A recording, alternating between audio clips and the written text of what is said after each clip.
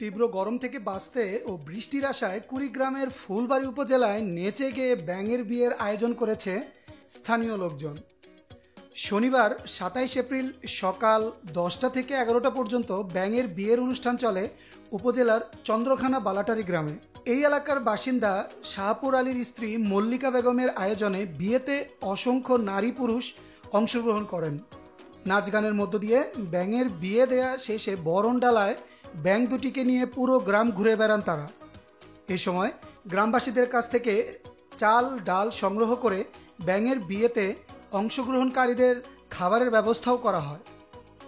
ব্যাঙের বিয়ের আয়োজনকারী মল্লিকা বেগম জানান, কিছুদিন ধরে তীব্র গরম, তাপমাত্রা বেশি হওয়ার কারণে আমরা কষ্টে রয়েছি।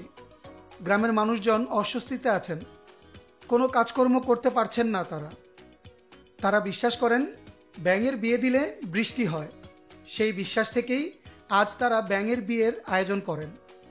ব্যাঙের বিয়ে দেখতে আসা জাহিদ নামের একজন বলেন, আমার জীবনে প্রথম ব্যাঙের বিয়ে দেখলাম, খুব ভালোই লাগছে।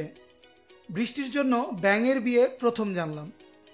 এই এলাকার বৃদ্ধ আজিজুল হক বলেন, ব্যাঙের বিয়ে আমরা দিছি, বৃষ্টি হয়েছে, এই জন্য আজকে আমরা ব্যাঙের বিয়ে আয়োজন করছি। কুড়িগ্রামের রাজারহাট কৃষি আবহাওয়া অফিসের ভারপ্রাপ্ত কর্মকর্তা সুবল চন্দ্র সরকার বলেন, কুড়িগ্রামে বেশ কিছুদিন ধরে সর্বোচ্চ তাপমাত্রা ৩৩ ডিগ্রি থেকে ৩৮ ডিগ্রি সেলসিয়াসে ওঠানামা করছে।